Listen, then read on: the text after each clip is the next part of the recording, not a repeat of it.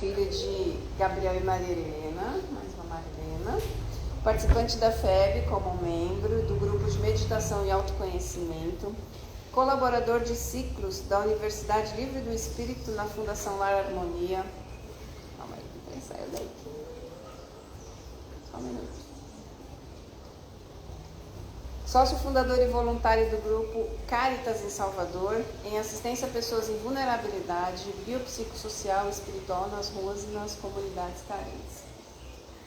E a gente começa o seminário da tarde, que tem o tema de auto-perdão e auto-amor, primeiros passos para evolução integral, que eu entendo que dá sequência, né, muito bem ao que Joselma nos trouxe de manhã, né, aqueles passos de Kardec nos ensinou. Então eu gostaria que vocês recebessem a palavra com muito carinho e que vocês aproveitassem bastante. Vamos aprender bastante hoje. Vamos refletir bastante hoje. Flávio, muito obrigada mais uma vez. Muito obrigado, Tati, pelo convite. Eu que agradeço. Então, pessoal, eu fico muito feliz e honrado, em primeiro lugar, por estar aqui nessa casa, que simplesmente na sexta-feira, quando eu cheguei ali fora, eu senti uma energia tão linda, tão diferente, que eu digo, não importa se tiverem o casal, que para mim hoje à tarde, esse casal aqui, que vai ser, entre aspas, o objetivo da fala, porque como o Joselma falou, se eu atingir a um coração, para mim, a vinda de Salvador para cá já está sendo válida. E eu vou, entre aspas, direcionar para eles dois, porque eles fizeram perguntas no início, e por ela também ser uma pessoa neófita, 2 anos na doutrina, ela está chegando ali agora, e eu estou aqui fazendo as honras por você mesma, e com respeito a todos os outros que estão presentes também, eu fico muito grato e honrado. Minha esposa também, que chegou comigo, falou, nossa, Flávio, é uma casa assim que tem uma energia, não é falar da estrutura física, porque isso aqui é lindo, isso aqui parece uma colônia espiritual, com essas árvores aí fora, aquela escola ali primária, a cantina, a livraria, as plantas, é uma reserva de mata que vocês colocaram casas belíssimas aqui, há 25 anos atrás, mas eu falo do campo psíquico, do campo energético, a egrégora que permeia esse lugar. É como eu não sou vidente, eu não tenho mediunidade ostensiva, mas é como se eu percebesse que houvesse uma conexão com alguma colônia acima daqui, e que aqui vocês fazem um trabalho, talvez, de diluição desse campo vibracional, que às vezes possa ter em Arraial da Ajuda, em Porto Seguro, é uma região de pessoas que vêm de muitos lugares do mundo, e aí por aqui, quem sabe, seja um fulcro de energia onde possa ser dissipado, diluído, levado, entidades que às vezes estão trabalhando em função chamando cobradores evolutivos, né? A gente não chama de obsessor porque fica meio pejorativo, né? A gente fala assim, cobradores evolutivos. Olha como é legal mudar o nome de obsessor para cobrador evolutivo. Ele está do nosso lado nos cobrando a evolução. Eu não quero que saia do meu lado nenhum deles. Eu digo sempre que eles se mantenham comigo, porque à medida que eu vou evoluindo, eles vão percebendo, eles podem evoluir comigo. Eles dizem assim, afastar o obsessor? Não. Eles caminham há 27 anos ao meu lado, alguns já estão em escolas, não suportam mais a minha presença, e aí já vazaram e já foram para os seus caminhos de orientação no além. Mas aqueles que ainda insistem em ficar comigo, eles vão ver que eu estou tentando a cada ano me melhorar, e é essa a grande máxima da doutrina espírita. O verdadeiro espírita não é aquele que não erra mais, e sim aquele que se esforça a cada dia para domar as suas más inclinações. Essa é a premissa básica da doutrina, e que muitos se equivocam quando o IBGE vai fazer a avaliação, não se dizem espíritas. Como não? Eu sou espírita, não posso dizer que sou espírita porque eu ainda estou me atrapalhando todo, eu ainda vivo uma experiência de muito... E quem diz que espírito é perfeito? Nós somos trabalhadores da última hora justamente por isso, que já passamos por várias experiências em várias denominações religiosas e temos o Consolador prometido pelo Cristo, que é o Espiritismo, para que a gente possa dentro dele se aprimorar e fazer um caminho de volta à essência, que vai ser o objetivo da nossa fala hoje à tarde, que eu espero que vocês saiam daqui realmente repletos do objetivo do que eu tracei, que certamente eu vou alcançar, porque eu já percebo a energia do campo, e com certeza, se a nenenzinha, que eu amo crianças, eu digo sempre, bem-aventurados aqueles que se fazem igual a crianças, porque alcançarão o reino dos céus. Eu amo criança, amo.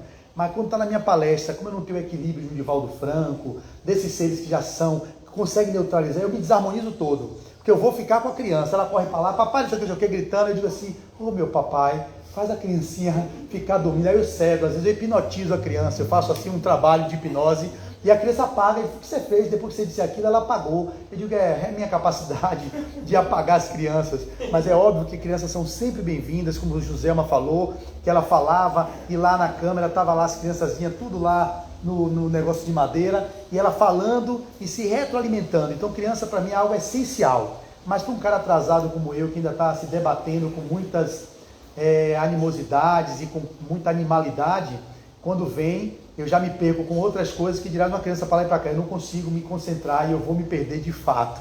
Meu amigo Ronaldinho, sua criança é linda, é uma indiazinha, uma caboclinha. No final eu vou abraçar ela, se ela ficar por lá eu vou agradecer muito. De vez em quando ela passa, aí vem ela. Vem cá titia, vem cá para falar com o tio aqui que está filmando, vem. Para o pessoal lhe ver aqui. Vem cá. Deixa eu ver se ela vem. Não, então não quer vir, deixe quieto. Em nome de Jesus, amém, minha irmã. Amém, minha titia, amém. Então, na perspectiva, a gente está hoje transmitindo ao vivo pelo meu canal do Instagram. É óbvio que vai ter momentos que eu vou dar um pause. Quando eu fizer algum tipo de intervenção, eu vou ter que parar e vou ter que fazer uma nova etapa. A gente vai ter 3 momentos.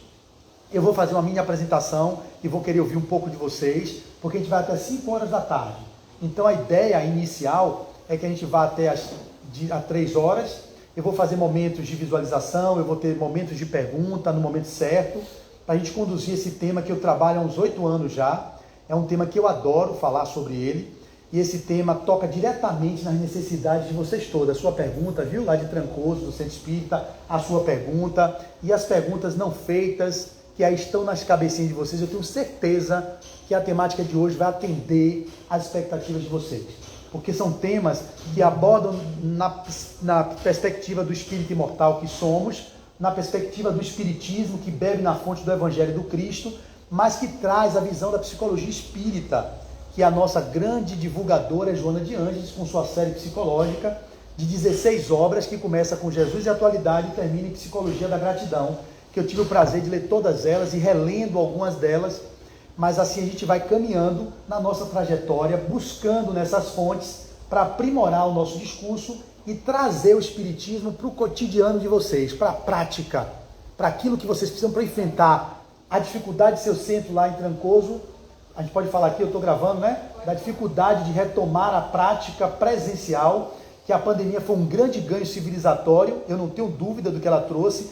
O trabalho com a tecnologia, eu estava com o Ronaldo aqui falando, eu passando para ele os áudios via QuickShare, porque não vai pelo WhatsApp, porque só vai 16 mega pelo WhatsApp. Ele nunca tinha usado o QuickShare, mas ele sabia que existia. Ele abriu, eu já passei áudios aqui que ele vai me ajudar em algum momento. O Data Show não funcionou porque o notebook do nosso irmão Ricardo não entra, porque o cabo dele é VGA e o outro é HDMI. Ok, olha o que a tecnologia faz. Na memória eu pensei com ele e falei assim, como seria a gente passar então para o WhatsApp e na hora vocês todos pegam o celular e olham o vídeo no WhatsApp. E aí ele falou, beleza Flávio, eu vou lhe botar no grupo daqui, que a maioria das pessoas estão. Esse vídeo, portanto, que a gente não vai ter como projetar com o Data Show, eu vou colocar no grupo do Zap, na hora que eu falar agora, vocês abrem o WhatsApp, todo mundo, e a gente olha o vídeo concomitantemente. E a gente evita que haja o momento. Quem não tiver, a gente bota um do lado do outro. Vocês dois vêm um do lado do outro, eles vêm um do lado do outro. E ali meu amigo Ricardo que chegou, que a gente já resolveu com meu amigo Rodrigo, né? Ronaldo. A gente já resolveu isso com a ideia dele de botar no grupo do WhatsApp. E a gente na hora vai fazer tudo fluir na mais perfeita paz, na mais perfeita harmonia. Ou até na desarmonia que houver, porque na desarmonia também a gente aprende. A vida é um aprendizado. A gente quer um ambiente seguro, tranquilo, sem criança passando, sem alguma pessoa entrando estranha para tumultuar. Mas isso é o que faz a gente exercitar o espiritismo na prática. Perceber de que forma nós estamos vivendo, os postulados que estudamos, e se estamos tendo competência de operacionalizar na hora que os desafios nos apresentam. Essa é a nossa proposta de hoje. Então, eu espero que vocês fiquem atentos, presentes. A presença é fundamental para que o trabalho seja desenvolvido como eu gostaria. Eu vou fazer uma visualização que na hora eu vou precisar que todos estejam aqui, e na hora não vai ficar entrando ninguém, porque a gente vai fazer eu vou conduzir, e aí como eu vou conduzir com a musiquinha que meu amigo Ronaldo vai colocar como fundo, mas a gente vai precisar estar bem aqui, no agora, que é o que a gente não está. A gente está aqui pensando na faxina de 5 horas. A gente está na faxina de 5 horas pensando na palestra das 8. A gente está na palestra das 8 pensando como é que vai ser o final de Pantanal. A gente está em Pantanal pensando como é que amanhã de manhã eu vou tomar o café da manhã. A gente nunca está no agora. E é essa a grande chaga da sociedade moderna, que nós vivemos uma ansiedade que é uma pandemia. As doenças mais prevalentes hoje na humanidade é a depressão e a ansiedade. O transtorno de ansiedade, até 2025, segundo a Organização Mundial de Saúde, deve ser a causa de morte número 1, o suicídio. Nós estamos no Setembro Amarelo, falando do mês de prevenção e combate ao suicídio, mas não deve ser só no Setembro Amarelo, deve ser todo o tempo, todo ano. E o auto-amor e o auto-perdão são esses dois grandes recursos fundamentais para quem quer evoluir de forma integral. Ninguém aqui vai evoluir só fazendo trabalho de caridade no centro espírita, ouvindo palestra de quem quer que seja, ou fazendo qualquer serviço de evangelização infantil.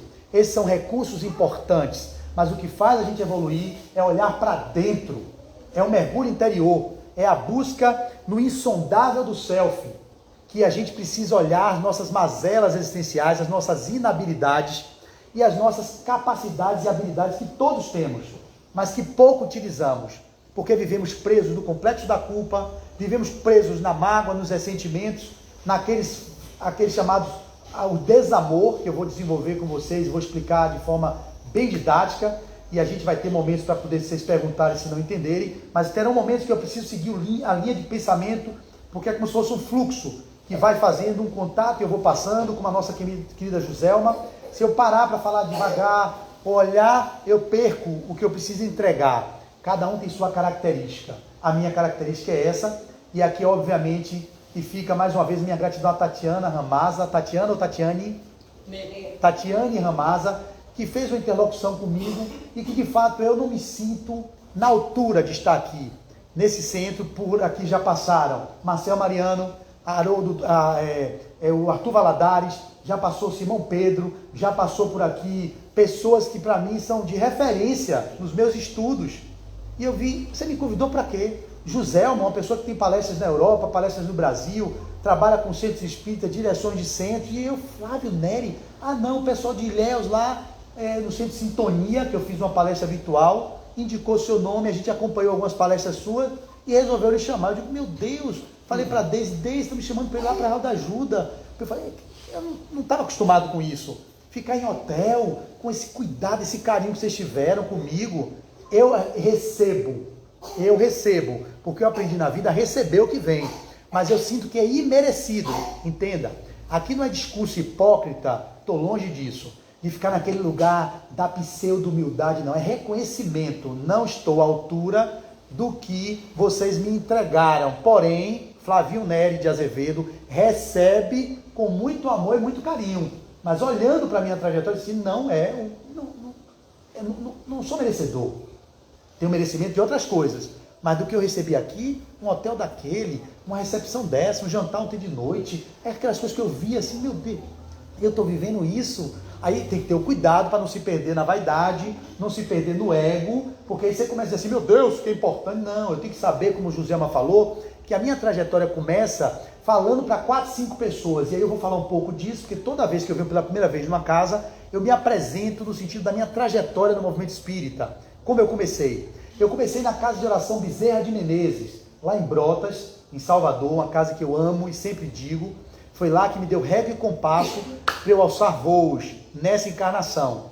Nesse movimento de entrada na doutrina espírita, eu consegui passar por vários departamentos, na mediúnica como doutrinador, sala de passe como médio passista, fui voluntário na cantina, voluntário na livraria, depois criamos um projeto, que é o nosso grupo hoje, o Grupo Caritas Salvador, que tem 17 anos de trabalho de rua em comunidades pobres e carentes. E nessa caminhada, eu conheci o Dr. Ildefonso do Espírito Santo, que é uma referencial para mim. Eu digo, eu tenho momentos antes de Cristo, não tem AC, antes de Cristo, depois de Cristo, eu tenho meu momento antes de Cristo, antes e depois do Espiritismo e antes e depois do Dr. Ildefonso, que foi o presidente da Associação de Medicina e Espiritismo da Bahia, ele foi presidente da Federação Espírita do Estado da Bahia por 2 vezes, desencarnou com 94 anos, e eu honro e agradeço aquele ser. porque eu sei honrar e agradecer. A ingratidão não faz parte da minha vida. E ao conhecê-lo, convivi com ele por 20 anos quase, dentro da casa dele, conversando com ele até 1 a 2 horas da manhã, eu com 24, 25 anos e ele com 70 e poucos anos. Uma distância de idade imensa, mas a mente do cara era brilhante. E ele falava, o movimento espírita são jovens, não se perca, meu filho, não se deixe se emaranhar nos dogmas, você tem liberdade de se expressar, seja você. E eu ouvi aquele senhorzinho falando aquilo, e fui até 94, quando ele desencarnou, e a gente tem ele como referencial do movimento espírita. Através dele eu conheci a Federação Espírita do Estado da Bahia, e lá estou há 22 anos com o André Luiz Peixinho, que é outro que passou por aqui, né? Já passou? Para mim é meu referencial intelectual, é André Luiz Peixinho. Ele é genial, é um gênio. O cara é formado em medicina, formado em psicologia, formado em filosofia, mestre em medicina, doutor em educação. É um cara transdisciplinar. E quando encontrei, foi meu professor na residência em medicina social. Eu sou da área de fisioterapia, mas eu também sou psicoterapeuta hoje, trabalho com terapia de regressão a vidas passadas, trabalho com terapia, sou terapeuta transpessoal, trabalho com constelação, enfim, a minha área do conhecimento é com as práticas integrativas. E Peixinho foi meu preceptor junto com a Leonora Peixinho, que é a irmã dele, e eu honro muito aqueles dois seres, que são eles também que me abriram para o caminho na área da saúde coletiva e na área da espiritualidade. Então lá estou há 22 anos, toda segunda-feira de 6 às 7h30, nos grupos de autoconhecimento e meditação, e depois o encontro com a sabedoria universal, que é ele, ouvindo ele há 22 anos, que ele perguntou, você não cansa não? Eu digo, não, Peixinho, eu não canso não, e foi por isso que eu cheguei até ele para dizer por que eu estou aqui, porque lá atrás, há 10 anos atrás, quando eu comecei a ser expositor, 12 anos, foi em 2010, 2009, 2010, ele me para e fala assim, quando é que você vai começar a fazer palestras? Eu digo, Peixinho, quando eu começar a viver o que eu estou estudando. Eu leio o Livro dos Espíritos, eu leio o Evangelho, eu leio a Gênesis, eu leio tudo, mas eu não consigo viver aquilo não. Aquilo está tão distante de mim. Como é que eu vou enfrentar uma tribuna espírita para falar de assuntos dos quais eu não vivo? Primeiro conflito. Ele disse assim para mim, como filósofo, meu filho, se você esperar viver tudo o que você está aprendendo, você nunca vai começar a falar.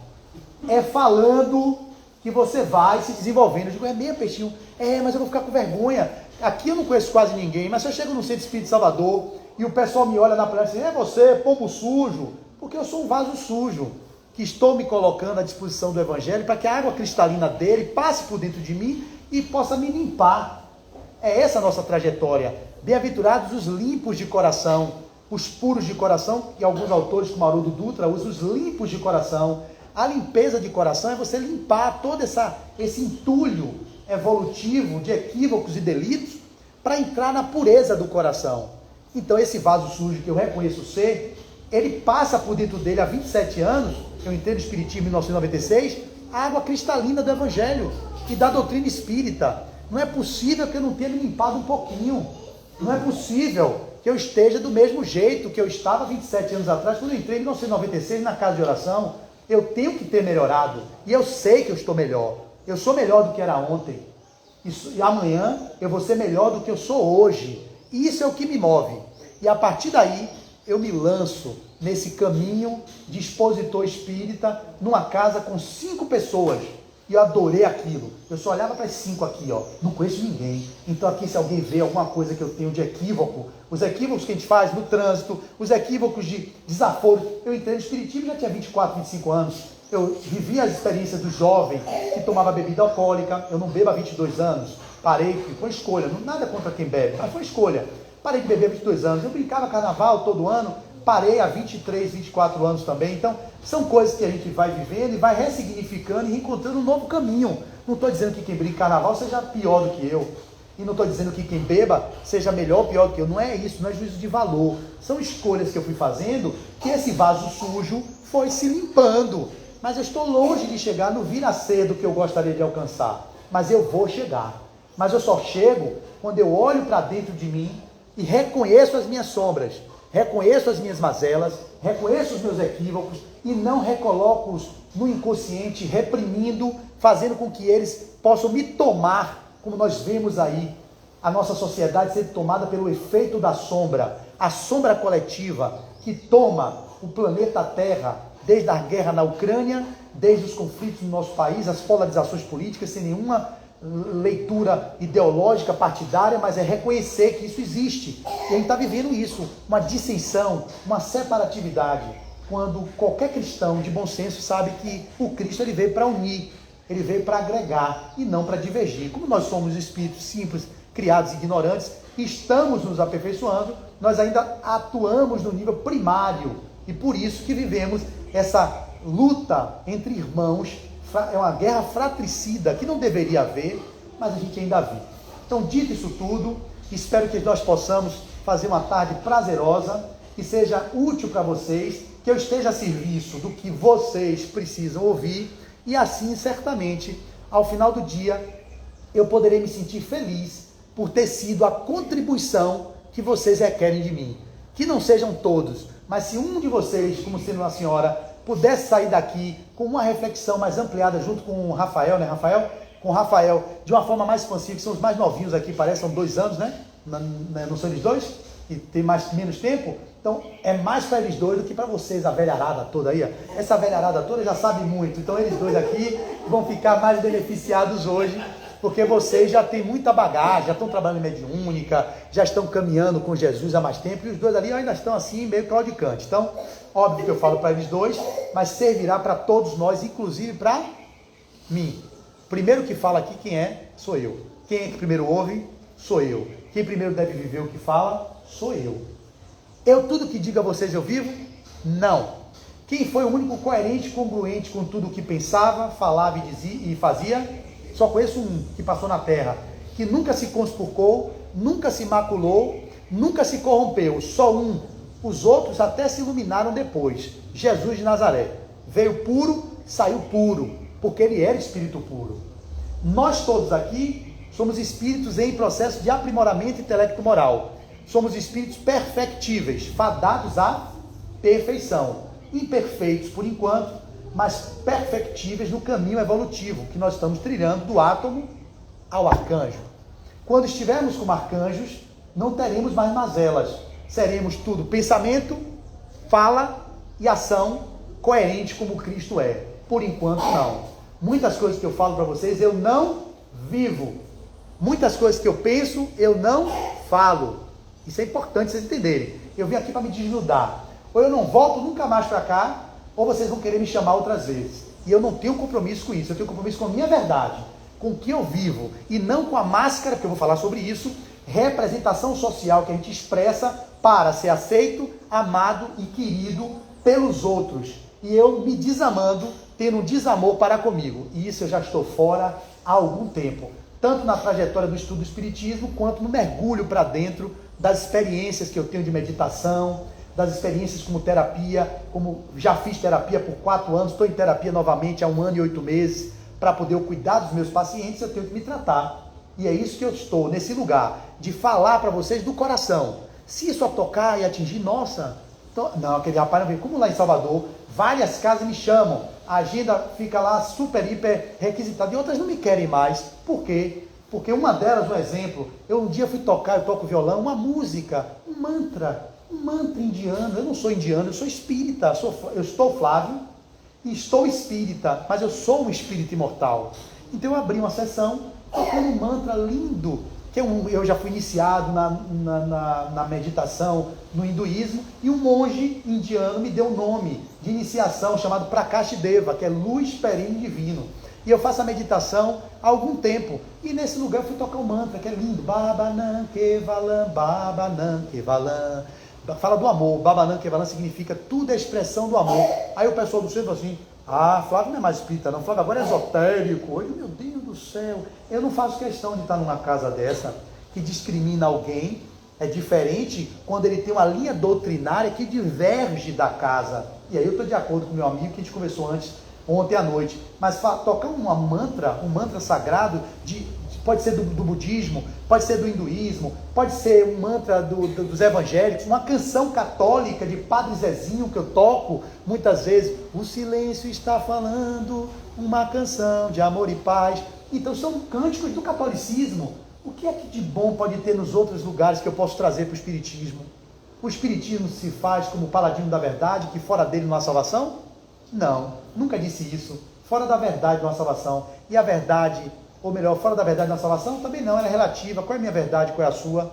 Mas fora da caridade, onde tiver a caridade sendo exercitada, pode ser no ateu, no agnóstico, no candomblé, no protestante, no umbandista ou no nosso irmão hinduísta, ali tem o amor.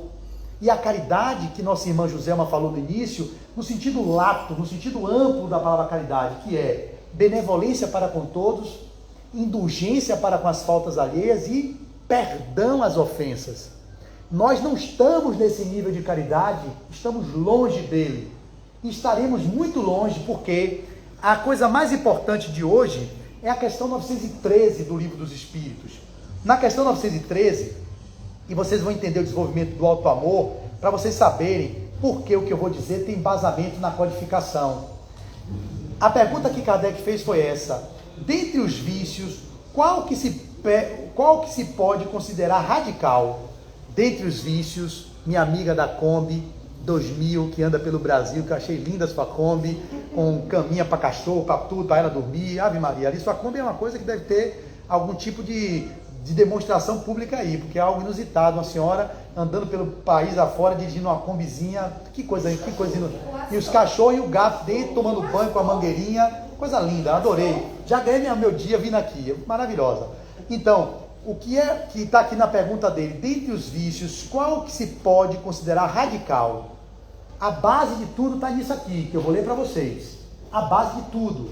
Então, todos vocês aqui, todos, tem isso aqui na base. Todos. Se não tiver, já virou espírito puro. E como ninguém aqui é espírito puro, está vivendo isso.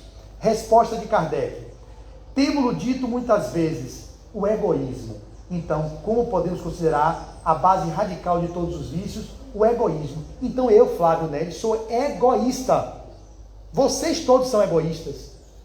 Todos. A base de qualquer vício, vamos supor, de raiva, a base da mágoa, a base da culpa, a base do orgulho, a base do medo, a base da tristeza, enfim, está o egoísmo. Então, se a base de todos os vícios é o egoísmo, daí se deriva todo o mal. Estudai todos os vícios e vereis que no fundo de todos há egoísmo. Por mais que lhes deis combate, não chegareis a estipá-los, enquanto não atacardes o mal pela raiz, enquanto não lhe houverdes destruído a causa. Tendam, pois, todos os esforços para esse efeito, porquanto aí é que está a verdadeira chaga da sociedade. Quem quiser desde esta vida, quem quiser desde essa vida e aproximando-se da perfeição moral, deve expurgar do seu coração, de todo sentimento de egoísmo, visto ser o egoísmo incompatível com a justiça, com o amor e a caridade. Ele neutraliza todas as outras qualidades. Então, a caridade no sentido amplo que eu falei, ninguém vive. Benevolência para com todos. Quem aqui tem benevolência para com todos, levante a mão. Eu não tenho. Quem tem, aí eu quero colar em você, porque se tiver, eu não largo mais, quero WhatsApp, quero manter contato a partir de hoje. Quem aqui tem indulgência com as faltas alheias o tempo todo? Ninguém. E quem aqui perdoa as ofensas, no sentido amplo que eu vou falar hoje, sobre o auto perdão, sobre o auto amor? Quem aqui não tem nenhum tipo de ressentimento ou mágoa de alguma história do que viveu, ou até mesmo que escondeu no inconsciente, nem sabe, e está lá reprimido, como a pergunta da minha amiga que a gente vai responder durante o seminário? Quem aqui perdoa as ofensas indiscriminadamente? Eu não consigo ainda. A minha luta é para alcançar o perdão, como a minha amiga Joselma falou, para que eu nem me magoe, porque Jesus e Deus não perdoam ninguém. Vocês sabem disso, né? Me perdoe, meu Deus. Como é que Deus vai ficar de mimimi? Você já imaginou Deus de mimimi? Me aborreci com o Renato. Estou de mal com o Ronaldo. Fiquei magoado com o Ricardo. Perdão pressupõe mágoa antes. Deus e Jesus não se magoa nunca. Quem se magoa somos nós. Eles não se magoam nunca. Então você não tem que pedir perdão a Deus. Vocês têm que entrar em contato com o essencial, que é o divino que tem em vocês. Porque nós somos Deus em potencial. E quando nós nos conectamos com a essência divina que somos e nos reconciliamos com isso, nós podemos encontrar a bem-aventurança, podemos encontrar a plenitude do ser. Então, primeira premissa aqui: ninguém que está aqui está isento do egoísmo. Todos aqui somos egoístas. Quem não for, ok, depois me chama para a gente conversar lá, que eu quero conectar com você, porque você pode ser um avatar, um espírito de luz, alguém que está aqui no meio da gente, a gente não sabe. Esse é o primeiro ponto. Ninguém vai conseguir encontrar a plenitude escondendo a sombra, negando as mazelas e não olhando para dentro, para as questões que são do desamor que ainda vive em cada um de nós.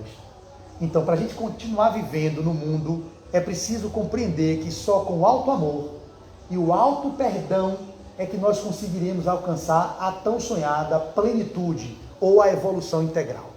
Para isso, eu vou agora fazer, as honras da casa foram feitas, uma visualização, e é por isso que eu preciso agora, viu, Tati, que não deixa a menininha entrar, a gente vai fazer aqui, sentadinho, eu vou conduzir com vocês 5 minutos, só são 5 minutinhos. Nós vamos conduzir uma visualização de autoproteção. Quando vocês ouvirem o pai e a mãe entrando, é importante que a gente se conecte com a energia do papai e da mamãe, porque está lá também nas escrituras, honrai vosso pai e vossa mãe, para que tenhais longa vida aqui e também no reino dos céus. Para isso a gente precisa estar conectados com a fonte que são nossos pais e que são nossas mães. Como eu sou constelador, trabalho com constelação familiar, eu sempre tenho essa premissa de honrar os ancestrais, ter gratidão para a vida como ela foi, e não entrar em julgamento de pai, de mãe, do que eles fizeram, ou qualquer outro tipo de ingratidão com a vida que vocês têm, porque vocês têm a vida que precisa para evoluir, o pai que precisa e a mãe que precisa. Então a gente vai fazer essa visualização, e eu vou conduzir com minha voz, para que o pessoal do Instagram também, posteriormente, também tenha um contato com isso. Apenas, são 5 minutos, tá bom? Não fiquem preocupados, vai acabar rapidinho. Então, é uma visualização de autoproteção. Você pode colocar música, vou ligar a caixa. Diga aí que ela está desligada. Tá. Qual música você quer? Bote aí. Traz aqui para eu dar uma olhada. Se quiser, é bom. Pode apagar a luz. Fiquemos bem para dentro. Que todos os ruídos externos não sejam comprometimentos. Deixa eu ver se essa aqui é. E aqui, deixa eu comprar o volume de volume aqui. Aquele não, certo?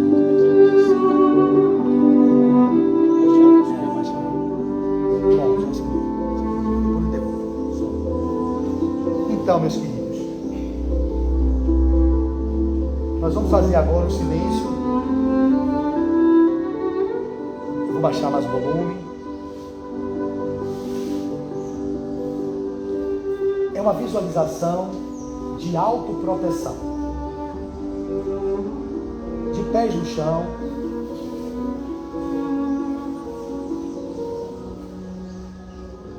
Respire lenta e profundamente e suavemente,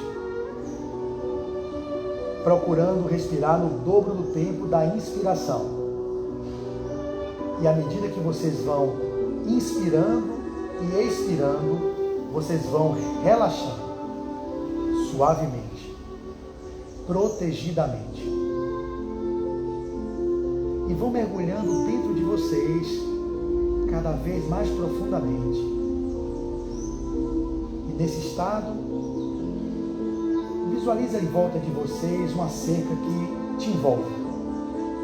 Pode ser de qualquer material. Pode ser de madeira, de ferro, o que lhe apareça espontaneamente. Ela te envolve e não te aperta. Sinta essa proteção que vocês agora acabam de criar em volta de vocês. Sintam-se aí dentro, confortavelmente, protegidamente. Visualize um portão agora. Agora a fechadura só está do lado de dentro. Então vocês imaginam a fechadura, mas ela está do lado de dentro da cerca que vocês criaram. Mantendo-se dentro da cerca, só você pode abrir o portão e só vai entrar o que vocês permitirem aí dentro. Só sai da cerca o que vocês autorizarem também. Aí dentro, vocês estão vivendo aquele espaço da individualidade, da sua privacidade, do seu território, onde ninguém invade e ninguém sai sem que vocês autorizem. Esse é o espaço de preservação essencial daqueles lugares que vocês precisam transitar nessa vida.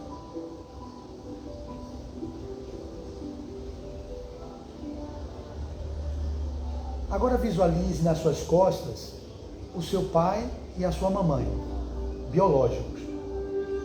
Seu pai com a mão no seu ombro direito e sua mãe no seu ombro esquerdo.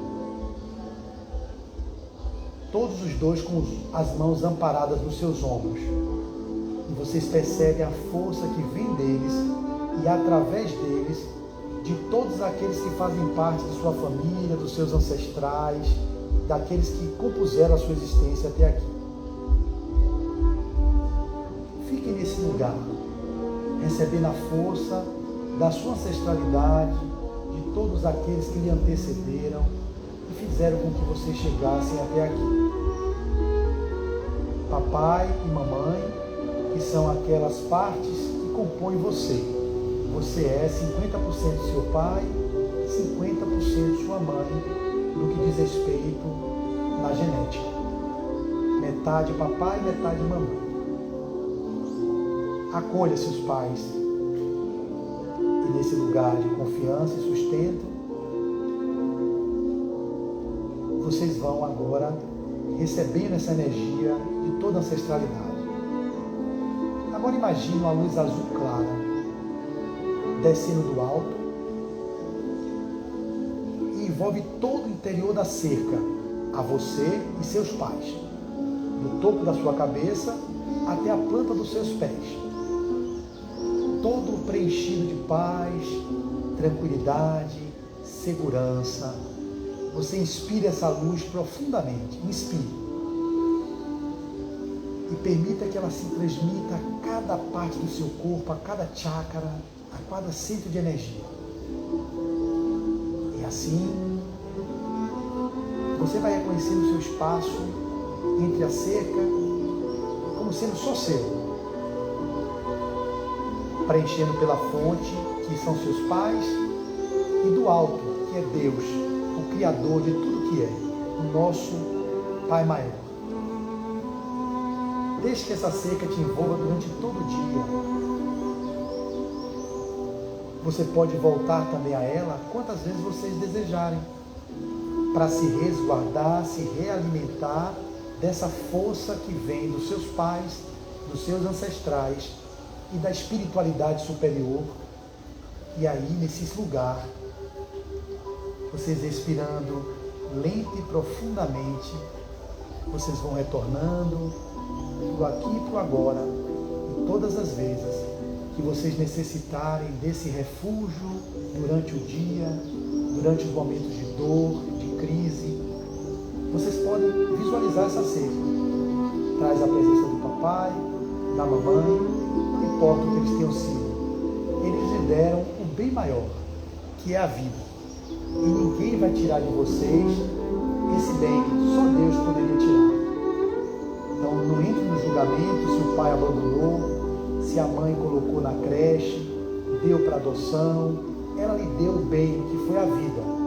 E isso já lhe basta. O que lhe falta e o que lhe faltou, vocês agora, no lugar de adulto que são, podem se dar no lugar da autoproteção que vocês precisam para continuar a sua evolução. Nessa perspectiva, com a respiração lenta e profunda, vocês vão voltando para o aqui e agora para continuar o nosso trabalho.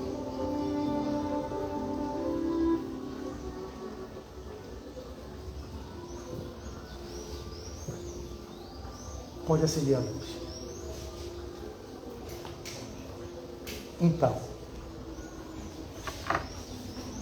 cada um de vocês viveu uma experiência única. Eu não tenho como fazer pergunta a todos, mas um de vocês que está mais mobilizado, que sentiu o chamado, a senhora, por exemplo, quiser falar 1 minuto para dizer como foi a experiência. Eu vou reproduzindo às vezes, porque está passando no Instagram. Nossa amiga Tati Ramasa, ela também quer ver depois o seminário. Ela falou, Flávio, que bom que você vai gravar, e depois eu vou disponibilizar no meu canal do YouTube, que é Flávio Nery de Azevedo, e vou deixar no meu Instagram. Acabando o primeiro bloco, eu interrompo, mas a sua fala eu vou reproduzindo talvez alguns trechos para as pessoas ouvirem. Se a senhora falar alto, pode também botar o microfone para ela, se for até lá. Pronto, que aí vai sair aqui melhor. Senta aqui pertinho aí, ó. Ou bota uma cadeira aqui, olha, quando alguém quiser falar, pronto. Aí você fala daí. Como foi para a senhora a experiência? Eu me senti, como você pediu para Bote a boquinha pertinho. a gente visualizar onde estava, né? Eu me senti rodeada de árvores. Sim. Né? Tudo que você falou, eu visualizei, eu estava dentro dessa Cerca. cerca com árvores, era árvores. E quando você falou dos pais, me atinge bastante, porque eles já se foram, né? Eles encarnaram, os dois. E aí senti muito a presença deles, até antes de você começar. Já eu senti eles atrás de mim mesmo, com a mão nos meus ombros. E essa proteção, né? Que é da real. força que vem deles. É. E sem julgamento, né? Não importa. Eu já havia falado isso há algum tempo, de que o bem maior eles já fizeram por mim. Foi me dar a vida, Deu a vida. encarnação, né? E o restante agora é comigo. E isso eu visualizei bem nesse trabalho que você conduziu. Então, foi bem bacana, assim, tê-los novamente. Na presença no coração, é um lugar que você reserva para eles no seu coração. Exatamente. Porque ninguém Foi morre. isso que eu senti. Muito bom, meu Eu irmão. tinha comentado com a Ana Paula. Como é seu nome? Ana Paula. Ô, Ana, muito obrigado por sua contribuição. Se a outra minha irmã lá quiser falar, você pode falar, mas com o microfone. Todo mundo vai ser no microfone, porque a gente vai precisar deixar guardado. Você entende por quê, gente? Porque aqui vai para ser ouvido aqui, ó. Senão o pessoal do Instagram, depois do YouTube, não vai ouvir nada. Oi, é que eu tinha comentado na primeira parte da manhã com a Ana Paula que eu estava sentindo meu pai ali. Até eu estranhei, porque meu pai era evangélico, não era espírita. E agora de novo, Ana Paula, meu pai. Oh, Achei incrível isso. que lindo isso, tá vendo? Então uma visualização tão pequena, tão singela, e que pode, deixa aí logo, que pode ser essa contribuição para vocês. E isso é importante a gente estar nesse lugar. Por que eu falei sobre isso? Porque o tema de hoje, como a gente citou, é um tema que vai falar sobre o auto perdão e o auto amor, caminhos, os primeiros passos para a evolução integral. Aqui, dentre todos que estão presentes, todos nós, de uma forma ou de outra, não nos perdoamos e não nos amamos como deveríamos nos amar. Para chegar nesse outro módulo, que vai ser depois do intervalo, eu vou começar a falar sobre a necessidade da compreensão dos mecanismos egóicos que fazem com que nós vivamos do jeito que vivemos hoje. A minha contribuição hoje vai ser nesse sentido, é devassar o nosso inconsciente, falando sobre palavras que são da psicologia profunda e da psicologia transpessoal e da psicologia espírita, porque o espiritismo também é uma psicologia, tendo em vista que há revistas de estudos psicológicos. Somos formados pelo Pentateuco, o Livro dos Espíritos, em 1857, o Livro dos Médiuns, em 1861, o Evangelho segundo o Espiritismo, em 1864, o Céu e o Inferno, em 1865, e a Gênese, em 1868. 5 livros da codificação compõem o Pentateuco de Kardec. Só que no Livro dos Espíritos, que vocês deveriam ler, que eu sei que não leem, eu reli esse livro, já li esse livro 5 vezes. E ano passado eu li de novo, só para poder dizer a vocês qual o tempo de leitura de um livro desse. O tempo de leitura que eu coloco, eu sou neurótico, eu tenho um transtorno neurótico, né? Eu fico lendo e o cronômetro, 30 minutos, eu leio quantas páginas? Li tantas. Aí eu sei quanto tempo eu levo para ler o livro todo, para não perder tempo, porque o tempo é tão escasso que a gente perde tempo em Instagram, Facebook, WhatsApp, vendo novela, vendo notícia, mas é incapaz de tirar 17 horas em um ano para ler o Livro dos Espíritos. Por que, Flávio? O tempo que alguém lê, em média, esse livro são 17 horas. Eu faço isso de propósito, porque toda palestra que eu vou, eu digo o tempo para ler várias obras, todas elas eu tenho cronometradas. E a média não sou eu não sou referência, porque tem ela que lê mais rápido, tem ele que lê mais lento. Mas a média de um livro desse são 17 horas. Vocês passam o ano inteiro, 365 dias no ano, e são incapazes de tirarem 17 horas. O que significa, Flávio, isso? 1 hora por dia, vocês não vão fazer, eu sei que não vão, é muito tempo, 1 hora, tá maluco? 1 hora lendo o livro do Espírito, quem tem tempo para isso? Tipo, com raras e honrosas exceções, calma.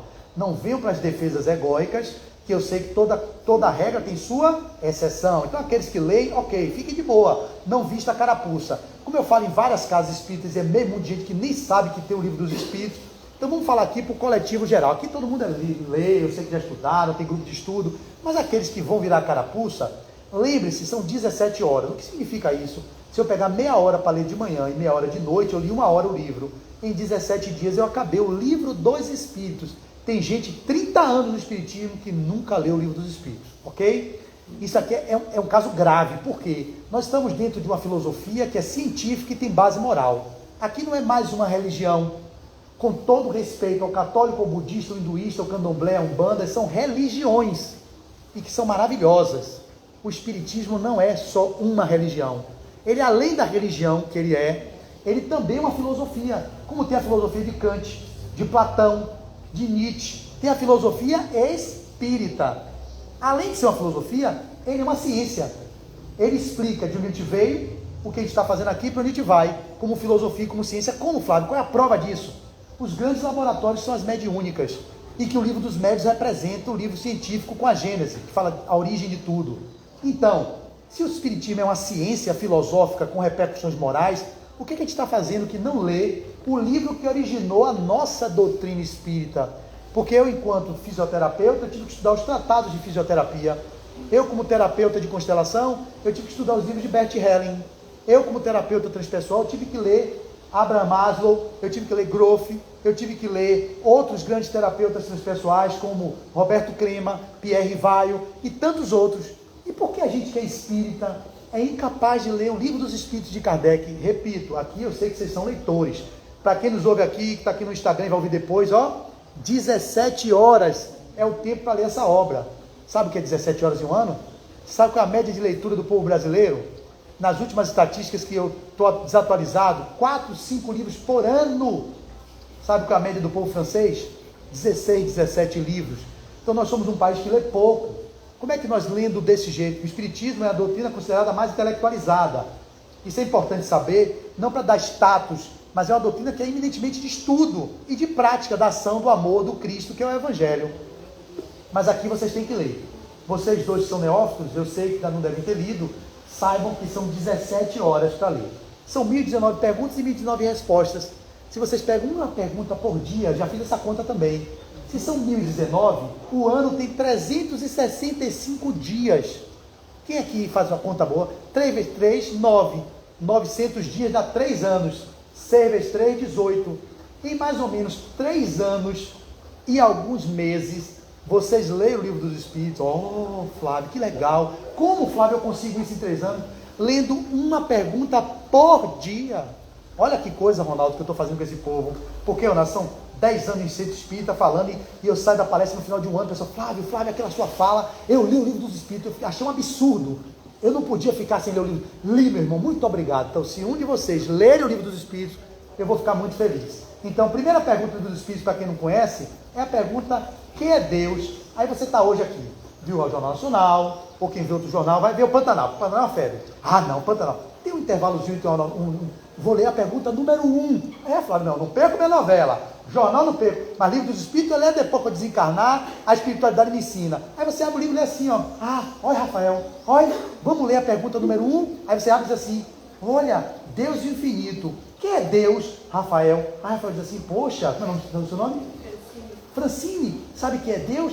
Deus é a inteligência suprema, causa primária de todas as coisas. É mesmo. Aí tem uma nota de rodapé, mas é muito grande a nota de rodapé. Isso eu não vou ler hoje não. Flávio disse que era só uma questão, então vamos parar por aqui. Porque ler Livro dos Espíritos dessa coisa, não quero não. É só quem é Deus. Então pronto, você faz a pergunta, fecha o livro, fica lá, vê a novela. Passa aquele dia inteiro só no que é Deus. Aí no outro dia, hoje, viu, Francine? Vamos ler a nota de rodapé? Vamos lá. A nota de rodapé diz, o sentido para... Aí lê a nota de rodapé, parou. A cada dia, uma pergunta. Quando der 3 anos, vocês vão estar aqui. Se eu voltar daqui a 3 anos, olha, Flávio, comecei a ler lá atrás e li o Livro dos Espíritos em 3 anos. vocês não vão ter a vergonha de passar 30 anos na doutrina espírita sem ler o livro dos espíritos, como muita gente está aí. Eu sei que está. Que entrevisto. Já leu? Não. Mas 40 anos no espiritismo, não, aquele livro é muito difícil. Eu digo, meu Deus do céu, não é analfabetas, porque os analfabetos também podem aprender nos grupos de estudo, com a tradução que as pessoas mais letradas podem trazer. Porque o espiritismo não é uma doutrina dos intelectuais, é uma doutrina do povo, é de todo mundo. Só basta que alguém traduza, que às vezes pessoas que são iletradas apreendem muito mais do que doutores e que não conseguem compreender a doutrina espírita. Então, a perspectiva de nossa fala com esse livro, que deve ser a referência de todos nós, é que o egoísmo é a base de tudo. E desse ponto a gente vai partir de uma premissa. Qual é a premissa número 1? Nós temos uma estruturação chamada egóica. Esse livro também que eu indico, tem uma fonte de bibliografia que no final eu passo para todos vocês. Esse livro é um livro de Alírio Cerqueira Filho chamado Psicoterapia à Luz do Evangelho de Jesus. Foi desse livro que praticamente eu falei desse tema em várias casas de Salvador. Mas tem outras obras importantes que a gente vai citar para vocês durante o curso, que é o livro do Alto Amor, de nosso irmão e amigo André Moreira, de lá de Belo Horizonte, que é um querido médico homeopata da Associação de Medicina e Espiritismo de Minas, que a nossa Joselma conhece, e ele é também constelador, e esse livro é lindo. Ele só faz livro de arte, parece que o cara tem uma acessibilidade. Ele aqui, Andrei. Eu li todo esse livro também, maravilhoso. Sabe qual é o tempo para ler esse livro? Ah, Flávio, me diga aí também o tempo que é para ler esse livro. Eu vou dizer que eu sou neurótico, eu sou doente, e eu não quero me curar dessa doença, eu não quero ninguém me tratando disso, eu quero morrer dessa doença. Eu sou ávido por livro, amo livro, e neurose de saber o tempo de cada obra, porque eu sinto que no futuro isso vai ter algum sentido, já está tendo aqui.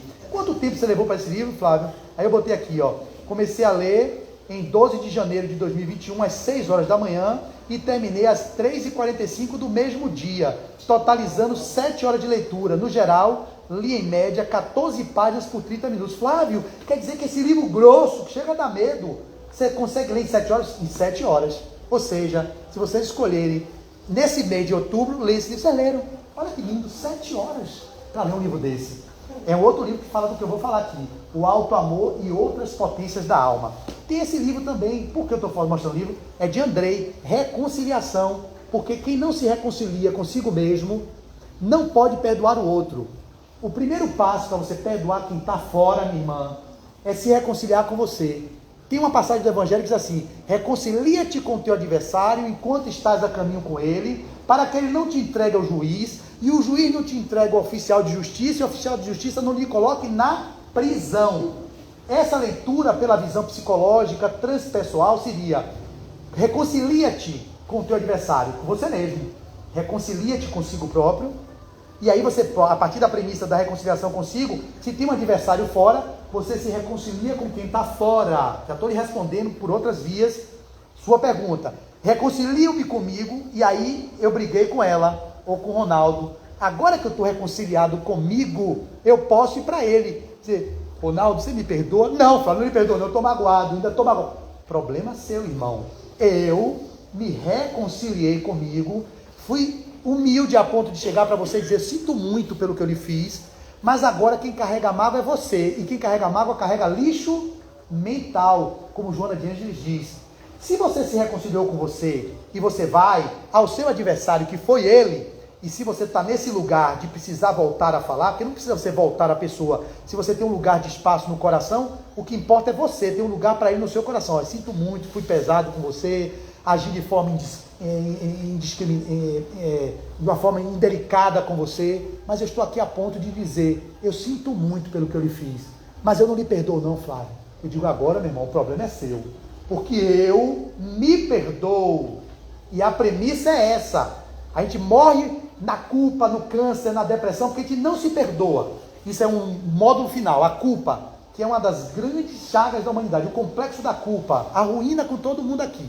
Eu tenho muita culpa de delitos praticados em outras encarnações, nas regressões de memória, nas mediúnicas, Ronaldo, que os centuriões, eu fui centurião romano, eu vivi em Roma antiga, covarde, não vale nada. Então aqui eu falo para vocês, assim, nesse lugar já não vale nada, dizendo você, não vale nada. Estou começando a valer agora, um pouquinho, Ronaldo.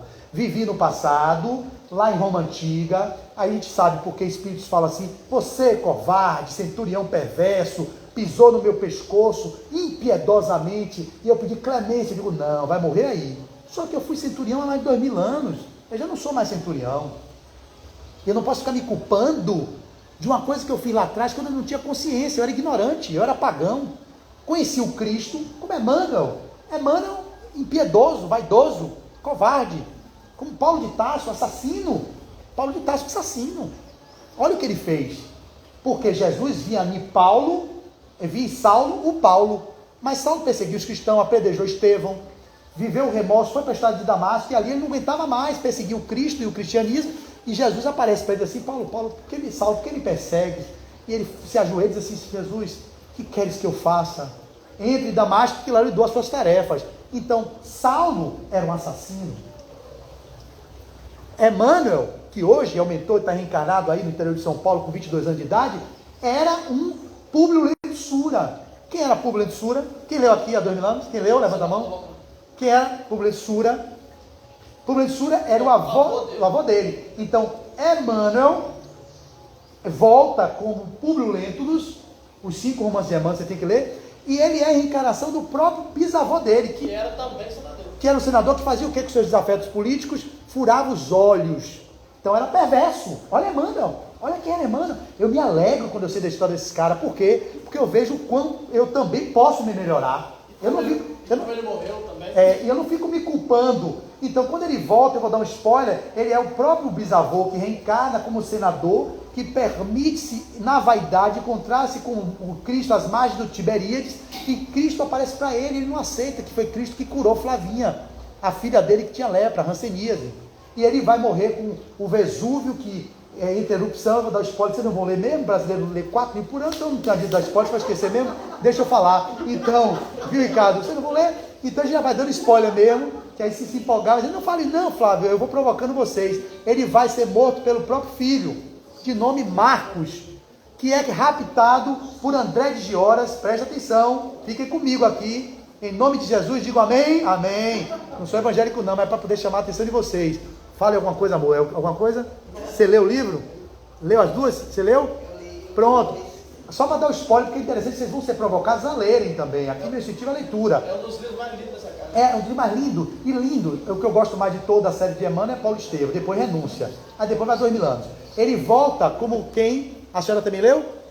Então, Marcos, lembra de quem que raptou Marcos?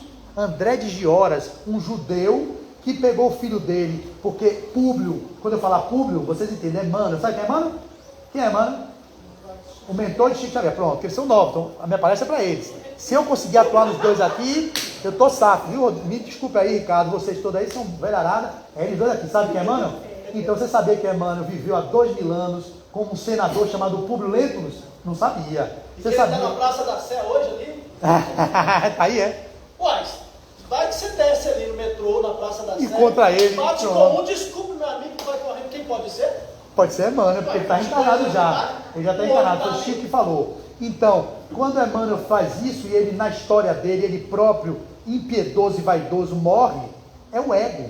A estrutura egóica dele, do status que ele alcançou como senador, impedia que ele pudesse ter a humildade. Mas ninguém pode ser humilde sem olhar para dentro. A gente não é humilde assim, como a gente fala no centro espírita, aquele povo com a voz melíflua. Ah, meu filho, muita paz. É o que a gente chama, Parece... a gente chama de beiço mole. É o paz Lexotan, a paz Rivotril. Você está sem o Rivotril? Muita paz, meu irmão. Isso não é verdadeiro. A gente sabe que aquela pessoa só é verdadeira se ela sair ali fora. Quando o cara vai, miserável, você está fechando, vai, que o primeiro poste seja seu desafio. Então aquilo ali é uma máscara que a gente usa para a representação dentro da casa, como forma de ser amado e ser aceito. Todo mundo aqui quer ser amado, quer ser aceito. Todo mundo. Eu também quero. E para ser amado e ser aceito, eu me violentei por muito tempo, fazendo uma persona de bonzinho que eu não sou, para ser agradável a todo mundo, para dizer, olha, assim, ele é gente boa, Flávio, Ricardo, como ele é bonzinho, mas eu não sou bonzinho, eu sou egoísta, eu sou individualista ainda, eu sou ainda prepotente. Vamos lá, vamos aqui, venha comigo, quando a senhora tiver contribuição, traga para mim aqui também, porque eu quero partilhar com a senhora. Tem alguma contribuição? Venha. Não, estamos falando de... Sim. De saúde. Bota o microfone na boquinha dela. Na boquinha dela. Deixa ela falar, Ronaldo, é porque a gente tem que trazer mesmo todo mundo. Aí eu disse a Ronaldo, eu não sei se é assim. Não sabe se é assim como? Beiço mole, eu sempre fui, não sou beiço mole. O berço mole é o que mesmo que eu não entendi? Quando você faz, que bom. Pois você bem, está aqui. entendi. Eu não sou Então, Santa Maria. pronto, então pronto. Eu faço assim, você já sabe que eu não. Então, como ela não é boca mole, eu vou falar para outra ali também, como é o nome da senhora? Que estava com a demanda, dizendo que, eu sei que eu sou dura. Veja o Joselma. Joselma tem uma característica de personalidade forte, e é o que ela é. Eu ia falar na hora, mas não falei, mas vou falar agora. Divaldo Franco e tio Nilson, que a gente conviveu lá. Tio Nilson era aquele amor transbordante, que abraçava você, meu filho. A gente queria ficar no colo de tio Nilson. Divaldo não tem essa coisa melíflua, mas é um amor também, porque a obra que ele fez é tão linda e grandiosa, que ele não precisa ficar naquele lugar que essa senhora não é boca mole, que eu também não sou e que você não é, e nem por isso vocês estejam a serviço do Cristo, trabalhando do jeito que tem que ser. Porque tem gente que é como Chico, que é aquela coisa do mineiro. E ela deu exemplo de momentos de Chico, que ele foi contundente e duro. Tem pessoas que têm uma característica mais de doçura e de brandura, que um dia eu serei. Mas o próprio Jesus entrou no templo dos vendilhões, como disse meu amigo Ronaldo, e faz ali o movimento da raiva. Aí a pessoa vai dizer, não, Jesus já tinha. Jesus humano, ele era humano, era o Cristo manifesto. Ele tinha medo, tristeza, raiva e alegria. Está lá nos evangelhos. Jesus se irou. Ele tinha raiva, só que ele não vivia com raiva. Ele não era raivoso. A expressão de raiva é uma manifestação de momento. Todo mundo aqui tem raiva. E o que te adoece? Porque quer negar raiva. Porque a raiva é uma emoção básica. É chamada reação, é uma emoção de limite. Então eu tenho raiva se alguém me dá uma fechada no trânsito. Poxa, que raiva! Se eu quero mascarar isso, eu vou fazer o quê? Jesus, é um irmão de luz que passou. Eu estou mentindo para mim. Eu estou com raiva dele. E é legítimo você ter raiva, o que não me dá o direito de ir atrás dele, bater no carro, dar tiro nele. Aí já é uma coisa que virou uma patologia da raiva. Mas a raiva ela pode ser expressa a todo momento. Poxa, Ronaldo, fiquei com muita raiva de você, meu irmão, porque você puxou aquilo ali e derrubou meu celular, cara. Aí, calma, fala, tá com essa na espírita? Pera aí, meu irmão, eu sou espírita, mas eu tenho raiva. As 4 emoções básicas, raiva, tristeza, medo e alegria. Todo mundo tem. Todo mundo tem. E o depressivo, Fábio, tem. Ele está depressivo porque ele é raivoso. A maioria dos depressivos, com toda exceção, confirma a regra. Ele normalmente não aceita a vida que tem. E aí ele rejeita a vida que tem e fica magoado.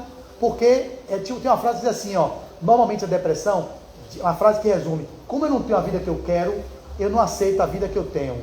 Vou repetir. Como eu não tenho a vida que eu quero, eu não aceito essa vida que eu tenho. E que pode chegar na culminância, que é 30% de cada 10 depressivos, 30% se matam.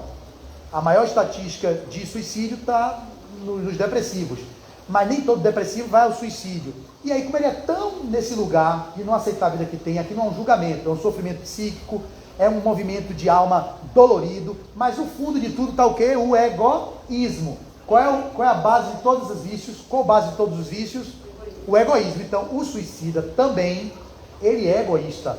Ele é tão egoísta que ele não pensa na dor do pai, da mãe, da filha. Ele só pensa na sua dor. Eu estou julgando o suicida? Não. É uma dor atroz. Leia a literatura espírita, Memória do Suicídio de Ivone, os livros de Joana, Manuel Flamengo de Miranda, todos vão dizer que eles são extremamente egoístas. E são pessoas que têm uma atitude que não era a melhor que poderia ter quando ele se joga de um prédio ou dá um tiro na cabeça. Isso quer dizer de que é uma pessoa que não tem um trabalho interno de resiliência, de suportar, de aguentar a dor. Por que a gente não aguenta? Porque a gente está acostumado a mascarar a dor. E aí que vem o que eu estou dizendo, que é esse momento de autoencontro. Você tem uma estrutura que fica no meio, imagine uma circunferência, que seria o amor, que é o self, que seria o essencial que nós somos. Nós somos essência divina. Eu já vou parar já. Então esse círculo aqui do meio é o essencial que nós somos. Em volta do círculo, imagine uma outra circunferência. Olha o círculo aqui, está vendo aqui? É a nossa essência divina, que é o amor. Em volta, tem uma outra circunferência que a gente chama de desamor, ou aqueles movimentos de alma que são considerados os desamor, que a gente vai chamar aqui, para ficar bem fiel à interpretação, que são as negatividades do ego. O que são as negatividades do ego? Vamos lá: raiva, ira, fúria, a maledicência, a concupiscência, todas as mazelas que a gente traz na nossa vida, a gente chama de negatividades egóicas. Tá claro para vocês, gente? O ego, quando eu falo essa linguagem assim, eu vou tentar traduzir. Nós somos seres divinos. Temos uma essência chamada o quê? Divina. Centelha divina, não é isso? A nossa essência divina, na psicologia profunda, como Joana traz, a gente chama self. O que é o self? Si mesmo. Então nós somos esse ser que é o espírito imortal. Em volta disso, temos chamados desamor, que são as nossas negatividades egóicas, ok? E em volta, por fora, a gente vai ter o que chamados o pseudo-amor. O que é o pseudo-amor? São chamadas máscaras do ego. Flávio, o que é isso? Vou explicar. Venha comigo. Eu sou o espírito imortal, não sou? Beleza. Eu sou a essência divina? Sou Ricardo. Sou. Você é? É. Você é, Francine?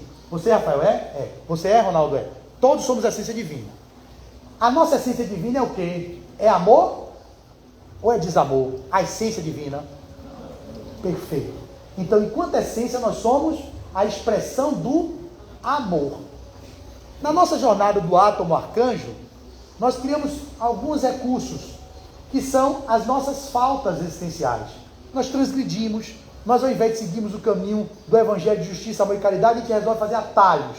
Nesses atalhos a gente se perde, a gente trai, a gente matou, como eu falei de mim, Saulo, de Tarso, de Emmanuel, a gente assassinou, a gente perseguiu, fez um monte de besteira, não é isso? Ou aqui, todo mundo concorda com isso?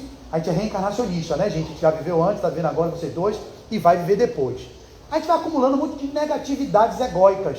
Porque o que é o ego? O ego é uma estrutura psíquica que é chamada a expressão que nós temos do personagem atual. Eu sou um personagem chamado Flávio, Francine, Ronaldo, Ricardo e meu amigo Rafael. Somos 4 personagens. Quando eu bater a caçuleta, que eu desencarnar, esse personagem passa... Existe? Não. Eu me torno o ser com as aquisições do ser, do personagem, e vou viver como espírito imortal, com o meu perispírito na erraticidade. Com todo o acúmulo de quê, minha comadre? Como é o nome da senhora? Liana. Leana. Helena, o nome da minha mãe. Helena de Maria Helena. A minha mãe é Maria Helena, a senhora é Helena. Então, Dona Helena, a senhora é um acúmulo de todas as experiências, que no personagem Helena vai partir. Espero que a senhora vá primeiro do que eu, porque eu estou mais novinho aqui, a senhora pode ir primeiro, eu não tenho nenhuma pressa de ir, obviamente, né? A gente sabe que eu posso morrer na volta aqui do avião. Também espero Que eu vá primeiro. Ah, é? A senhora quer ir? Olha, uma pessoa integrada com a questão da morte, tá vendo? É uma resposta muito maravilhosa. Realista, né? Realista, muito bem, mas eu posso ir antes. Mas então, a senhora quando vai, chega no além, o que é que ela leva? Toda a bagagem de Dona Helena, mas de todas as suas experiências transatas. Então isso a gente vai chamar essa camada de negatividades egóicas. Só que tem uma outra camada, que no personagem Flávio e Ronaldo, eu represento uma máscara. O que é essa máscara? Você está bem atento à palestra, você é outra pessoa que eu estou ganhando aqui hoje, eu sinto que você não pisca assim, ó. Não pisca. Então já sei que a senhora também é outra alma que eu consegui angariar na minha trajetória. Esses dois aqui já estão no pacote. Você é a outra alma que eu consegui hoje. Não pisca, senhora, não veio a senhora nem fazer isso.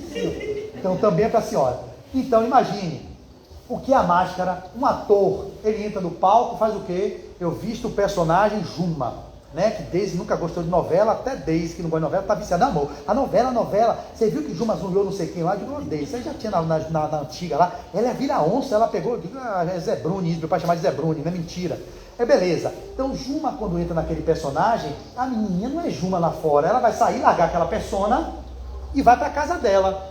Mas ela representou um papel. Aquele papel é perigoso se ela vai para a vida e começa a zunhar os outros. Não é isso?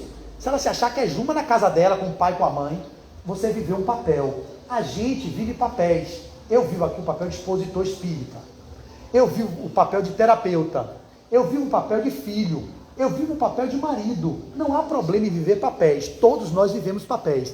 O problema é quando vocês permitem que essas máscaras que vocês representam na sociedade fiquem tão presas em vocês que vocês não conseguem mais saber que vocês são essência divina.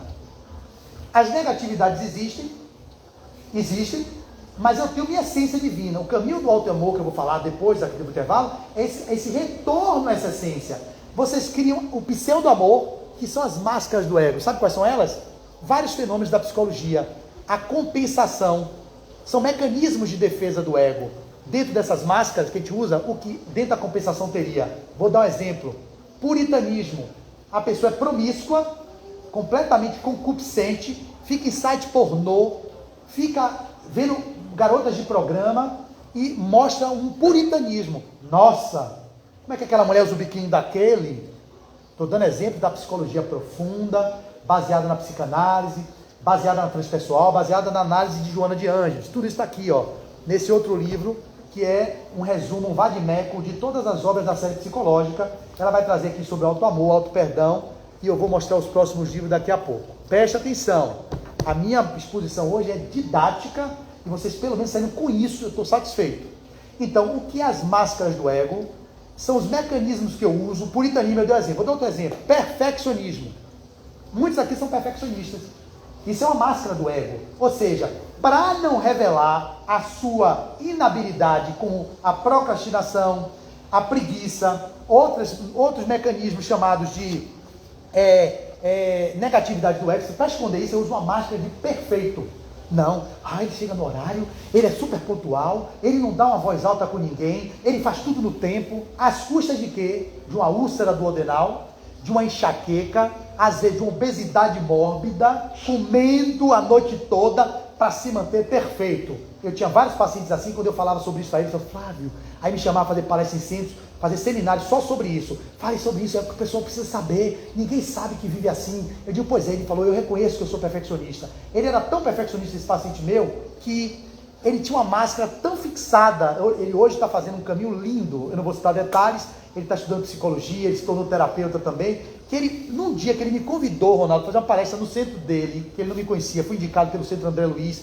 Ele pegou o card com o meu nome e botou Flávio Azevedo, fisioterapeuta, terapeuta transpessoal, terapeuta de regressão, trabalha com reiki, sei o que, botou yoga, vírgula, massagem ayurvédica. Eu mandei uma mensagem para ele dizendo assim, não, irmão, não é yoga, vírgula, massagem ayurvédica. Eu falei assim, é tudo junto, yoga, massagem ayurvédica, que é a técnica que eu trabalho. Ele aí começou a me pedir desculpa, foi mal, desculpa. Aí eu falei assim, não conhecia ele, tipo eu e o Ronaldo negociando, digo, meu irmão, qual é o seu processo de culpa que numa vírgula que eu mandei você mudar, você está nessa defesa egóica, se justificando muito? Ele, não, que eu não vi, eu não notei. Beleza. A primeira experiência de contato com ele, com um ser perfeccionista, era aquele. Entro no centro, ele me recebe, eu chegava com violão, que eu tocava às vezes na abertura e no fechamento, ele carregou tudo, carregou minha sacola com livro, pegou meu violão, só faltou me carregar no colo. Eu digo, o que é isso? Aí eu, como olhar o terapeuta, falei assim, meu irmão, minha cara, com ele, você está com algum problema? Que lugar é esse que você quer me... Claro que o que Tati fez comigo, me pegou no aeroporto, de um lugar tranquilo. Quem está se seronando, quem está recepcionando, anfitriando alguém, tem que ter esse carinho, esse cuidado, vocês estão tendo, é óbvio. Mas é uma coisa muito exagerada. Muito exagerada. Ali tem um mecanismo de defesa que ele está querendo ocultar alguma coisa da negatividade da alma dele. Venham comigo, gente. Está claro isso que eu estou dizendo? Então eu uso uma máscara de perfeito para esconder uma imperfeição que eu não consigo olhar, que eu rejeito, porque aquilo é feio, a gente acha feio, a gente acha sujo, a gente acha que aquilo não é agradável para a sociedade, a gente acha que aquilo ali, se eu fizer, Ronaldo não me chama mais. Ronaldo é o vice-presidente, Tati é a presidente, deixa eu tratar ela bem. Tati, Ricardo, Ronaldo, paparicando todo mundo. Aí eu chego em casa assim, ó, nossa, Deise, aí grito, Deise, diabo, você não botou meu jantar, diabo, demônio. Eu digo, como é que eu estava lá no centro espírita com aquele amor todo, com você, chego em casa e descarrego minha esposa assim. É outra forma de mecanismo de defesa do ego. Você representa socialmente o que a sociedade exige, essa sociedade hipócrita, como hoje pejorativamente é visto, e realmente somos uma sociedade hipócrita, que não queremos aceitar os outros como são, e escondemos isso e sofremos, adoecemos. Por que adoecemos? Porque estamos sendo desonestos conosco mesmo. Eu estou dizendo com isso que por isso eu vou ficar negligente, não vou tratar as pessoas com afeto, com amor, não. Mas eu tenho que saber que eu sou egoísta. Eu não dou sopa no centro porque eu sou caridoso. Eu não faço palestra aqui e vim de Salvador, fechei minha agenda, não atendi paciente nenhum essa semana, aproveitei que minha esposa tem parente aqui, abri mão de ficar lá para estar aqui com vocês. Estou amando isso aqui, amando. É o meu presente que eu me dei de final de ano. Estou feliz da vida. Mas você faz isso não porque eu sou bonzinho, não porque eu seja caridoso, eu faço isso porque eu estou entendendo que eu sou egoísta. Olha a premissa, eu sei que eu estou egoísta, estou. E para me tornar melhor, eu não vou fazer isso porque eu quero transformar, porque o processo de transformação moral é um processo psicodinâmico. Ele não se dá porque você escolhe assim, eu sou egoísta, eu vou me tornar altruísta. Não. Se você faz isso, você está usando mecanismos de defesa do ego, chamadas máscaras. Que é essa máscara que a gente faz no exemplo que eu dei, da mulher boazinha, boa tarde, meu irmão, muita paz. E quando chega em casa, só faz dar uma bicuda no cachorro. Tem uma coisa errada aí. Tem uma coisa errada. Dá um beliscão no menino. E o diabo, você não está vendo que sua mãe chegou cansada do centro, demônio? Aí eu, pelo amor de Deus, você não estava no centro falando minha mãe. Aí o menino entende. Você estava no centro com os outros lá falando minha mãe, meu irmão Ronaldo, muito obrigado, irmão. Quer a cadeira para sentar? E como é que a senhora faz isso comigo? Até o menino não entende. Porque ela, calma, meu filho, ali, ela não vai dizer, era uma máscara. Eu precisava esconder a raivosa que eu sou, a irritadiça que eu sou, o violento que eu sou, o concupiscente que eu sou, o egoísta, o orgulhoso. Olha o caminho que eu estou trilhando.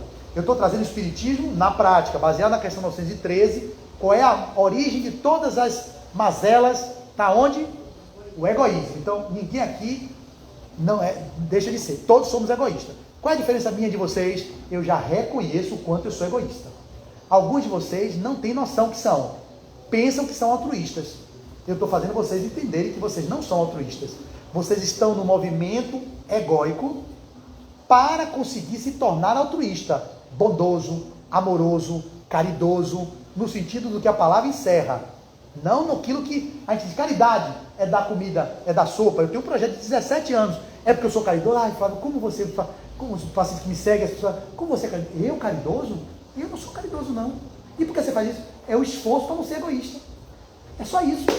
É porque eu sou tão egoísta que se eu não tenho um movimento que me leve para o contato com as pessoas, para eu fazer um exercício do contraditório, de viver e aparar as minhas arestas, eu não consigo crescer a ponto de me tornar uma pessoa caridosa.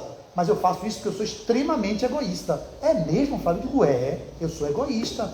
Mas eu estou me tornando uma pessoa altruísta. E vejo que em muitos pontos eu já sou altruísta. Não é tudo que eu também sou egoísta, né? Vocês também não é assim, pelo amor de Deus. Eu não quero aqui destruir o psiquismo de vocês. Então, para finalizar essa etapa, eu quero que fique com essa imagem. Dentro dos mecanismos de defesa do ego, nós temos muitos mecanismos de defesa do ego. E dentre eles, eu posso citar alguns para vocês. Por exemplo, esse ser que é a máscara que a gente usa, né? Do ego, tem dentre eles alguns que eu vou citar agora. Vamos lá. Os mecanismos de defesa do ego que a gente usa para viver nesse mundo é a compensação, que é o primeiro deles, e que a gente pode destrinchar em vários outros. Deixa eu achar aqui. E tem uma forma de falar sobre isso, baseado na parábola do filho pródigo. Eu posso trazer para vocês também. Quais são as máscaras do ego? Compensação. Dentro da compensação tem puritanismo, fanatismo religioso, defendendo a religião, defende o espiritismo. E aí, por que defende tanto? Porque no fundo está escondendo a pouca fé que tem. Porque ninguém precisa converter o outro naquilo se ele está consolidado na própria fé. Se você está numa defesa veemente, vou ler para vocês o que é o fanatismo. O indivíduo fanático, ele caracteriza-se pelo excesso de devotamento a uma causa ou ideia. Quem observa apenas o exterior, acha que é uma pessoa muito devotada à sua causa ou ideal, mas é apenas aparência, pois se percebe em uma análise profunda que esse devotamento é apenas uma compensação inconsciente, resultado da insegurança interior acerca da veracidade daquilo em que ele professa, em que ele pensa acreditar. Tem os outros, são os mártires, o martírio, eu me martirizo em nome das pessoas, vitimização, tudo a pessoa se melindra. Aqui não tem ninguém melindroso. Médio melindroso aqui? Tem não, né? Não, né? Que não, né, Ronaldo? Que acho que a Raul da Ajuda não deve ter. Lá em Salvador tem muito. E lá onde eu frequentava o centro também tinha muito. A gente já ouviu um doutrinador, um coordenador da médium dizer assim, Flávio, fale um pouco mais baixo. Por exemplo, o médico pode regular. Pera, eita, começa a se melindrar. Ou então, amigo, tente não permitir também. Peixinho era uma coisa interessante, Peixinho é incrível, né? Eu amo Peixinho, amo. Ele dizia assim, na Mediúnica da Febre, quando eu participava com ele lá. Ele falou assim, ó, aqui pode tudo. Ou seja, pode tudo no sentido, quebrar tudo. Se vocês quiserem quebrar essa geladeira, pode. Pode quebrar esse jarro aqui? Pode. A pessoa fica assim, todo mundo, meu Deus. Quiser quebrar aquilo ali, quebra. O ventilador quebra, pode tudo. Mas na hora que acabar a mediúnica, eu não tenho como cobrar o espírito obsessor. Ou o espírito, vou cobrar você. Quem paga é você. E ninguém quebrava nada. Ou seja, aqueles médios que se diziam que não tem condições de conter. Ah, é porque o espírito me tomou. Aí jogava isso aqui no chão, pá, quebrava. Aí tem centro espírita que isso ainda acontece, né? Como se os espíritos tomassem e o médium não fosse a primeira barreira de doutrinação do espírito comunicante. Vai dizer que são médios deseducados, elegantes. Não. É a pessoa que está liberando as suas catarses, as suas iras, as suas revoltas, aproveitando-se da entidade que se comunica. Eu não estou dizendo que a entidade também não tem o peso dela. Mas Peixinho resolveu isso. Nunca ninguém quebrou nada lá. Porque ele disse assim, olha, a senhora, Ricardo, você é médio assim? Ricardo tem uma história, viu, que sempre que vai, quebra tudo. Ele aí fala assim, Ricardo, você aqui pode quebrar também, meu irmão, tudo bem. Mas na hora que acabar a mediúnica, Ricardo, você passa ali e vai assinar o cheque para pagar o ventilador, pagar tudo. É você que paga, porque a entidade já foi. Achei isso fantástico de Peixinho. É a psicologia do bolso. Você vai no que o outro sente, que é aquilo que vai incomodar, né? Então ninguém quebra nada. Então, na perspectiva dessas máscaras, tem as pessoas que são vítimas, que são chamadas as vitimizações, né? Que muita gente se torna vítima do outro, machucado. Tem outros, perfeccionismo, que eu falei, tem a euforia, que é aquela alegria fantasiosa que não é real, é uma alegria que é somente para mostrar essa sociedade eufórica, que gosta de mostrar que está feliz, porque a gente tem uma política de quem fica triste é depressivo. A tristeza, gente, é uma emoção natural, e todo mundo aqui tem direito a ter tristeza. A gente não pode se permitir que ela se aprofunde a ponto de nos impedir de viver a nossa realidade social de relação, que pode caminhar para uma depressão. Mas nem toda tristeza é depressão. O depressivo tem tristeza, mas ele pode se apresentar, Ricardo, eufórico. Tem muitos depressivos que estão atuando aí, trabalhando, estão com depressão. Uma das características é a tristeza, é a inapetência, é a falta de vontade de ir para a rua. Mas tem depressivos que estão altamente funcionais em estado de humor deprimido. E para finalizar, vai ter as racionalizações, que são as justificativas que eu uso. Olha, eu fico no centro espírita, mas em sexta-feira eu não tenho jeito no meu happy hour. Eu tenho que tomar minha cervejinha. Beleza. Mas não venha racionalizar e justificar. Ou seja, as racionalizações egóicas são formas de justificar socialmente aquilo que você tem como negatividade do ego, mas que você não sustenta. Para isso, você tem que usar uma máscara e dizer ao outro que aquilo você tem uma forma de racionalizar aquilo. A última, a chamada, o deslocamento. Você desloca por outro, o seu chefe abusa de você no trabalho. Eu dei esse exemplo, o que é o deslocamento? É um outro mecanismo de defesa do ego. Você suporta ele o dia inteiro, porque você é boazinha, que não quer perder o emprego, que não quer dizer uma liberdade do seu chefe com medo de ser verdadeira, e ele por dizer, ela não é tão boa como eu imaginava. O deslocamento é um mecanismo, você chega em casa, espanca o filho, uma besteira que ele fez. Ele fez uma bobagem. Ó, manhã, não sei o que. Menino diabo, você derrubou o copo lá e pulepa, aí não sabe por quê. Quebrou o menino na porrada, porque o deslocamento da raiva, que era do chefe, ela desloca com quem não tem nada a ver com a história. Vocês estão entendendo, gente? Esse primeiro bloco é o bloco que a gente chama do autoencontro. Vocês precisam entender que vocês vivem isso na dinâmica psíquica de vocês. A partir dessa dinâmica psíquica, encontrando essas mazelas e reconhecendo que vocês têm isso. Alguém aqui reconhece alguma coisa do que eu disse? Tem alguém que não reconhece, que eu quero falar realmente aí no privado depois. Alguém reconhece que não tem isso que eu disse? Ronaldo acho que não reconhece não, né? Tudo, pronto. Ronaldo é um homem consciente. Porque muitos de nós somos iludidos, né? Nós somos pessoas iludidas, que não sabemos de onde vimos, de onde estamos fazendo aqui e para onde a gente vai. Então eu vou finalizar esse primeiro bloco cantando uma canção. Essa canção é uma canção que eu cantei em várias palestras e que ao mesmo tempo eu não vou abrir para pergunta agora, porque senão a gente pode desandar. Alguém tem alguma pergunta que não consegue segurar? Tem alguém que tem? Sim, porque se a gente abrir para pergunta pode ser que desanda. Faça um então. Faça um. Tá. Então não. Vamos fazer o seguinte. Vou cantar a canção, a gente termina, volta para o segundo bloco e faz as perguntas no final. Deixa meia hora para a gente ficar fazendo pergunta, beleza, gente? Então deixa eu fazer a canção para vocês aqui. A canção é essa aqui, ó. É uma canção de Flaira Ferro. Tomara que o Instagram não me derrube, né? Porque o Instagram, quando você faz alguma canção que não é permitida, aí eles cobram direitos autorais, é uma agonia só, né? Eu tenho ela de cabeça, mas para eu não esquecer, deixa eu pegar ela aqui, a letra, porque fala muito do que a gente é e do que a gente não quer reconhecer. Eu espero que vocês olhem para isso. É a música Me Curar de Mim. Você conhece, Tati? Conhece, Ronaldo? Não? Vou cantar para vocês, eu tenho de cabeça, mas se eu esquecer, preste atenção. Para vocês aqui no Instagram também, se vocês estão no caminho da autocura, esse é o primeiro passo. O que essa Flaira Ferro fez, uma menina jovem, pernambucana, e que dançava frevo, ficou com a dor no pé, foi para São Paulo fazer terapia, lá ela desconhecida de todo mundo, e ela compôs essa canção e se expôs nacionalmente, bombou em retiros de meditação, em centros espíritas, vários palestrantes, vários pastores pediram autorização a ela para poder falar dessa música que retrata o muito do que nós estamos, de como nós estamos, porque nós não somos isso, porque, Francine, Nós somos o quê? Centelha divina, não é, Rafael? Então vocês, enquanto essência, vocês são amor, não é isso? Só que a gente criou o quê? O desamor, que são as negatividades do ego. Criamos os mecanismos de defesa dessas negatividades, que a gente chama de quê? Máscaras do ego, para não mostrar aquilo que a gente ainda tem da convivência com as nossas sujidades. O que foi que ela fez, Tati? Ela se revela quando ela diz assim: me curar de mim. Sou a maldade em crise, tendo que reconhecer as fraquezas de um lado que nem todo mundo vê. Fiz em mim uma faxina e encontrei no meu umbigo o meu próprio inimigo que adoece na rotina. Eu quero me curar de mim, quem souber. Quero me curar de mim, quero me curar de mim. O ser humano é esquisito, armadilha de si mesmo. Fala de amor bonito e aponta o erro alheio. Vim ao mundo em um só corpo, esse de 1,80 m. Devo a ele estar atento, não posso mudar o outro.